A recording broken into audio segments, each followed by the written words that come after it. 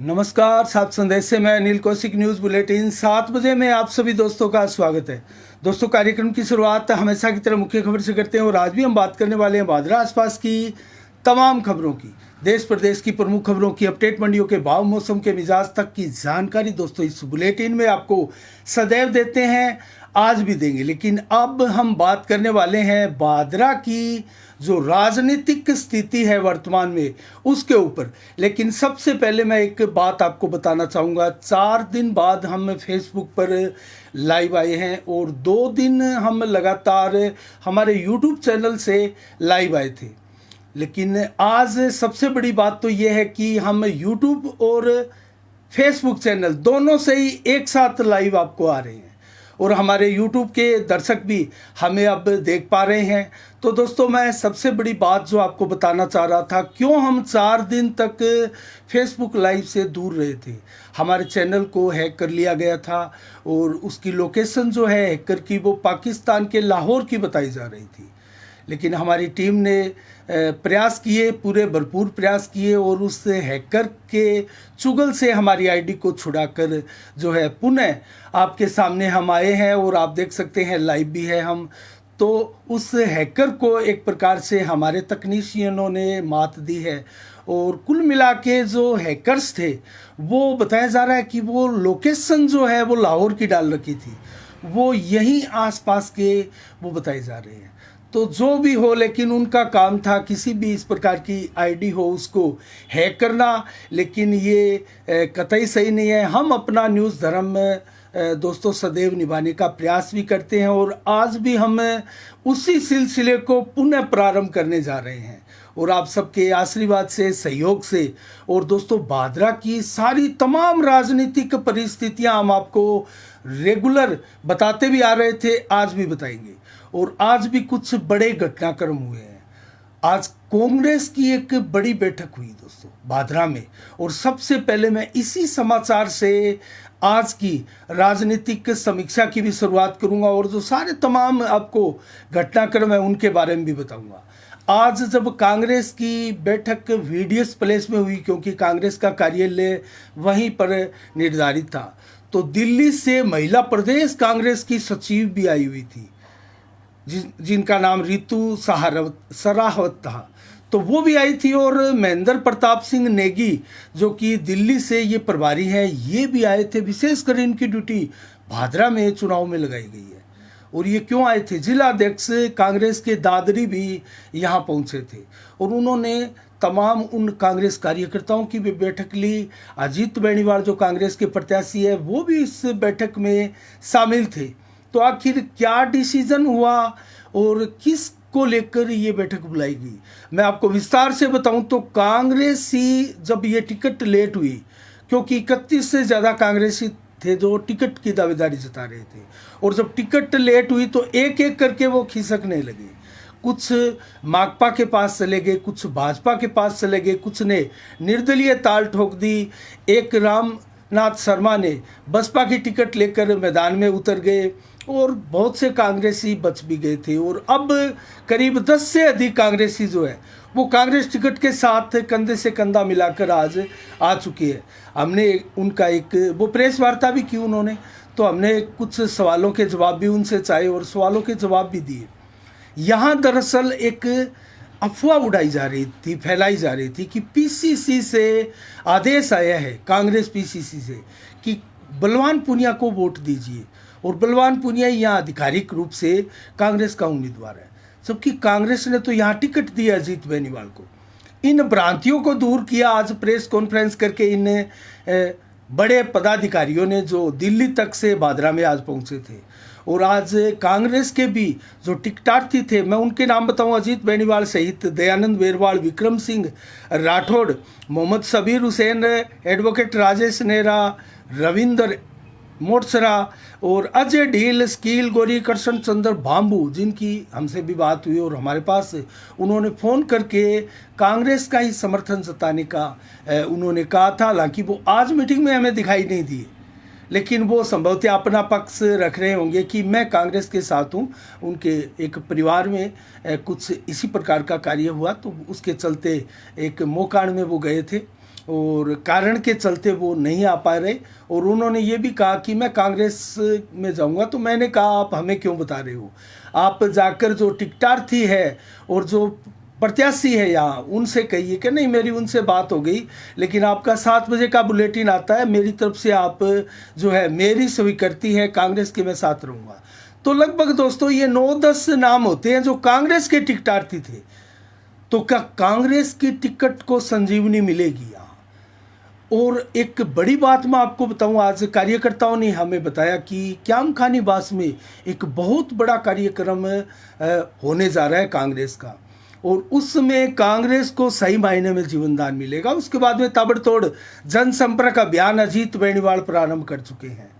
तो गांव में ताबड़तोड़ दौरे अब संजीव बेनीवाल और बलवान पूनिया, बजरंग सारण, राजेंद्र जलंधरा आदि आदि इन सभी प्रत्याशियों के साथ अब अजीत बेनीवाल भी अपना जनसंपर्क अभियान आज से प्रारंभ कर चुके हैं अपना अभियान, और वो चलाए हुए हैं।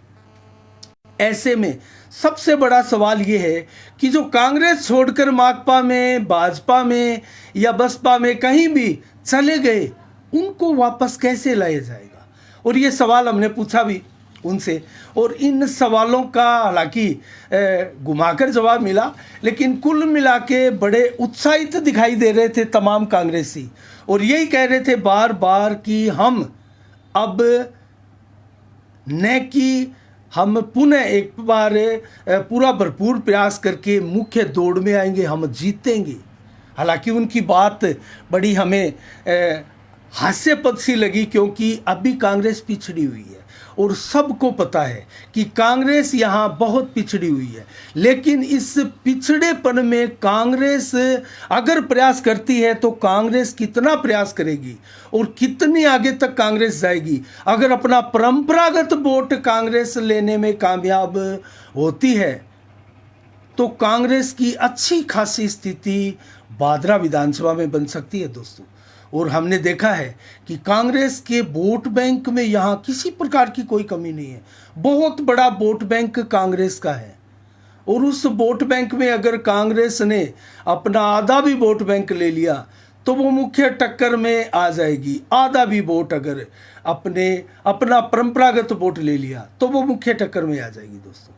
पहले एक चर्चा थी, उसके बारे में मैं आपको क्लियर कर दूं। कांग्रेस की हम लेकर समीक्षा कर रहे हैं कि कांग्रेस की टिकट अगर किसी मजबूत चेहरे को मिलेगी, जैसे नाम चल रहे थे बहुत से, सुखदेव सिंह शेखावत, ज्ञान सिंह चौधरी, रेखा चौधरी का भी नाम चल रहा था, राजेंद्र जलंधरा का, या फिर दयानंद बेरवाल का, या फिर सभी का, अजीत बेनीवाल का भी नाम चल रहा था कि इनमें से किसी को टिकट मिलती है तो कांग्रेस की ये स्थिति होती है, अगर इसको मिलती है तो ये स्थिति होती है। अलग अलग आंकलन थे, एक एक नेता के ऊपर अलग अलग आंकलन थे। तो अब कैसी रहेगी स्थिति? हालांकि लेट जो किया है कांग्रेस ने, उसका खामियाजा तो जरूर कांग्रेस को भुगतना पड़ेगा, और यही कारण है कि दिल्ली तक से नेता भेजे जा रहे हैं कि सारे कांग्रेसी जो इधर उधर गए उनको वापस से एक जाजम पर बिठाया जाए। और आज जो प्रेस कॉन्फ्रेंस हुई, हमने उन दावेदारों से भी बात की, हमें भी बुलाया गया था, हम भी गए थे, और उन दावेदारों से बात की। उन्होंने बड़ी कांग्रेस के फेवर में बात कही और वो बड़े उत्साहित दिखाई दे रहे थे। महिला कार्यकर्ता भी वहाँ मौजूद थी, अनेक कार्यकर्ता थे, विशेषकर मालचंद राजपुरोहित जो कि महासचिव है पीसीसी के, और भंवर खां दोस्तों ये लगातार लगे हैं, इस्पाक खां इरशाद ये लगातार लगे हैं, अनेक ऐसे कार्यकर्ता, स्कील गोरी या फिर मांगू नारिका, ये लगातार प्रयासरत थे। मैं और नाम भी आपको बताऊं तो इसमें विजेंद्र बेनीवाल हो या विनोद शर्मा हो, ये लगातार जो है कार्यकर्ता दोस्तों कांग्रेस के फेवर में लगे थे। कितना उठा पाएंगे ये देखने वाली बात है, लेकिन हमारा कर्तव्य बनता है कि जब इतना बड़ा अचीवमेंट हो रहा है, इतनी बड़ी टिकट जो कि यहाँ नहीं आ रही थी, सबको आश्चर्य, हमें भी आश्चर्य हुआ, क्योंकि बलवान पूनिया कह रहे थे टिकट मेरी जेब में है, टिकट मेरी मुट्ठी में है, मैं भादरा में टिकट आने ही नहीं दूंगा, टिकट तो मेरे पास है और मैं टिकट से चुनाव लड़ूंगा नहीं। कितना उनका कॉन्फिडेंस था उस समय, लग ऐसा रहा था कि ताकतवर विधायक है, गहलोत के खास है, गहलोत को मलखेड़ा में बुलाया, गहलोत ने वही चीज़ कही जो बलवान पूनिया चाह रहे थे। कुछ बातें ज़रूर बलवान पूनिया के अगेंस्ट नहीं थी वो, अगेंस्ट थी, वो फेवर में नहीं थी। जैसे अगर बलवान पूनिया ज़िला मांग लेते तो मैं दे देता, बलवान पूनिया मांगते मांगते थक जाएंगे, मैं देता नहीं थकूंगा। तो फिर ये चीज़ें मांगनी चाहिए थी बलवान पूनिया को, या फिर ये दिखावे की कहने की बातें थी। लेकिन कहने का तात्पर्य ये है कि अब टिकट कांग्रेस की मिल चुकी है, कितनी प्रोग्रेस करेंगे आने वाले 1-2 दिनों में हमारी नज़रें बनी रहेगी। और ये जो बड़े बड़े 2-3 प्रोग्राम कांग्रेस 2 ही दिन में करने वाली है, उसके बाद में कांग्रेस की स्थिति का हम पुनः आंकलन करेंगे। आज कुछ भी नहीं कह सकते, लेकिन इतना ज़रूर कह सकते हैं कि कांग्रेस अपने वोट बैंक पर अब दावा ठोक चुकी है। और वो वोट बैंक कितना ले जाएंगे, वो 10,000, 20,000, 30,000, 40,000 कहाँ तक पहुँचेंगे, ये देखने वाली बात है। और ये निश्चित रूप से हम कह सकते हैं कि कांग्रेस ही अब एक हो चुकी है। सारे जो टिकटार्थी थे वो एक हो चुके हैं, कुछ एक है वो अलग अलग चुनाव भी लड़ रही हैं। तो कुछ ने तो पार्टी ज्वाइन कर ली, जैसे बसपा ज्वाइन कर ली, बसपा की टिकट ले आई रामनाथ शर्मा। और सुखदेव सिंह शेखावत भी कांग्रेस की टिकट मांग रहे थे, वो अभी अपना कोई उनका रुझान दिखाई नहीं दिया। राजेंद्र जलंधरा भी कांग्रेस की टिकट मांग रहे थे, निर्दलीय ताल ठोकी दी उन्होंने। तो ऐसे भी कई नाम हैं, और कई भारतीय जनता पार्टी में चले गए, सतपाल नेहरा है या कोई और है, कई वो भाजपा में चले गए। तो कुछ माकपा में शेर सिंह गोस्वामी का नाम आ रहा है। आज प्रोग्राम था राजदेव सिंह राठौड़, आज बलवान पूनिया का नेत्रान अजीतपुरा में प्रोग्राम हुआ। तो ये प्रोग्राम बताया जा रहा है राजदेव सिंह राठौड़ और शेर सिंह गोस्वामी की तरफ से किया गया, और उनका जो है वो कामरेड बलवान पूनिया के प्रति समर्थन और रुझान देखा गया है। तो क्या राजेश्वरी देवी जो शेर सिंह गोस्वामी की धर्मपत्नी है, जो कि देहात ब्लॉक अध्यक्ष है कांग्रेस की, उन पर कार्रवाई होगी। रफीक कुरैशी पीसीसी के सदस्य है और मदरसा बोर्ड के भी सदस्य है, वो एक प्रकार से लाभ के पद पर भी है। तो क्या उन पर भी कार्रवाई होगी? वो भी बलवान पूनिया को लड्डुओं से तोल रहे हैं। उनके शायद प्रस्तावक भी वो बने थे, उनकी वो नामांकन रैली में भी दिखाई दिए, उनकी हर मीटिंगों में भी वो दिखाई देते हैं। ऐसे में आज दादरी जी से हमने सवाल पूछा, जो जिलाध्यक्ष है, कि क्या कार्रवाई होगी। उन्होंने कहा हम एक प्रक्रिया है सभी पार्टियों की, हमारी पार्टी की भी है, हम उनसे बात करेंगे, पहले परिस्थितियां जानेंगे, उनका पक्ष सुनेंगे, उसके बाद में आवश्यकता होगी तो उचित कार्रवाई की जाएगी। तो ये आश्वासन भी उन्होंने मीडिया को दिया। मीडिया से कहा अब हम बात करेंगे भादरा में चुनाव की स्थिति दरअसल कहाँ है और किस दिशा में ये चुनाव भादरा का जा रहा है। संजीव बेनीवाल को देखे, ताबड़तोड़ जनसंपर्क अभियान, जबरदस्त उनको समर्थन मिल रहा है। और अगर बलवान पूनिया को देखे तो उनकी मीटिंगों में कहीं कोई भीड़ की कमी दिखाई नहीं दे रही। बजरंग सारण को देखे तो उनकी ताबड़तोड़ मीटिंगें, उनकी भी गांव में अच्छी खासी तादाद आ रही है। राजेंद्र जलंधरा को देखें तो उनकी भी जबरदस्त ताबड़तोड़ सभाएं हो रही है, नुक्कड़ सभाएं हो रही है, और लोग उनको सुनने के लिए उनकी नुक्कड़ सभाओं में बड़ी संख्या में आ रहे हैं। और अगर राजेंद्र जलंधरा की यहां बात करें तो उनकी जो नामांकन रैली थी, निस्संदेह भादरा की दूसरी सबसे बड़ी नामांकन रैली थी उनकी। तो किस दिशा में जा रहा है चुनाव, भादरा की जनता क्या सोच रही है, क्या डिसीजन करने जा रही है? सभी की सभाओं में उत्साह दिखाई दे रहा है और भीड़ भी दिखाई दे रही है। तो ऐसे में जनता आखिर अपने मन मस्तिष्क में क्या प्लान बनाए हुए हैं इन नेताओं के लिए। और अक्सर हम कहते हैं कि 1.5-2 साल पहले ही भादरा की जनता अपना विधायक चुन लेती है। तो क्या इस बार भी चुन लिया, और चुन लिया तो किसको चुन लिया? इन सारी परिस्थितियों पर हमारी बारीकी से नज़र है, क्योंकि हम 4 दिनों के बाद आज लाइव आई है, हमारी फेसबुक आईडी हैक थी। तो अब आगे हम निरंतर आपको एक एक और पल पल की खबरें, अपडेट आपको बराबर बताते रहेंगे, और अन्य खबरों का भी जिक्र करेंगे, ताबड़तोड़ उनकी जनसंपर्क अभियान की भी बात करेंगे। लेकिन विश्व कप की बात कर लेते हैं। बड़ा अचीवमेंट आया है विश्व कप में, लगातार 8 जीत भारत की, और भारत ने एक प्रकार से रिकॉर्ड तोड़ दिए। पिछले सारे लगातार जीत रहा है, मात्र 1 मैच भारत का बचा है, और कुल 38 मैच हुए अब तक। कल का जो मैच हुआ था उस तक अगर बात करें तो 38 मैच में कुल 19,217 अब तक रन बने, कुल 580 विकेट गिरे हैं। और टॉप अगर रनों की बात करें तो डी कॉक ने बनाए 550 रन बनाए हैं दोस्तों दक्षिण अफ्रीका की। और विकेट की बात करें तो मधुशंका जो कि 21 विकेट ले चुके हैं अब तक, 29 शतक लगे हैं, 97 अर्धशतक अब तक लगे हैं और 477 छक्के लगे हैं, चौके लगे हैं 1769 अब तक। और छक्कों में टॉप जो है सबसे ज़्यादा छक्के लगाने वाले रोहित शर्मा है, 22 छक्के लगा चुके हैं भारत के। और चौकों में टॉप पर है डी कॉक जो कि दक्षिण अफ्रीका के हैं, उन्होंने 55 चौके लगाए हैं अकेले। और 8 मैच भारत ने जीते हैं, 16 अंक है। और भारत, दक्षिण अफ्रीका, ऑस्ट्रेलिया लगभग सेमीफाइनल में पहुंच चुके हैं। तो अब न्यूजीलैंड, पाकिस्तान और अफगानिस्तान के 8 अंक हैं और तीनों ही टीमों में से एक टीम सेमीफाइनल में जाएगी। वो कौन सी है इसका निर्धारण कल तक। तो अब बात करें हम उस चीज़ की जिसका आपको इंतजार होगा, बैलेट पेपर। हालांकि 9 तारीख को कल नामांकन वापसी का दिन है, 9 तारीख को नामांकन वापसी का। तो नामांकन वापसी के पश्चात तस्वीर साफ हो जाएगी और हम आपको पूरे विश्वास के साथ समीक्षा दिखा पाएंगे और ये भी बताएंगे कौन आगे कौन पीछे, किसका अभियान किस प्रकार चल रहा है। 4 दिनों से हम थोड़े से परेशान भी थे, डिस्टर्ब भी थे, हमारी उस आईडी जो हैक हो गई थी उसमें लगे थे, तो कुछ डिस्टर्ब भी हुए, हमारा अभियान भी डिस्टर्ब हुआ। हालांकि गाँव में लगातार जनसंपर्क हम करते रहे और हमारे हिसाब से जो कवरेज है वो करते रहे।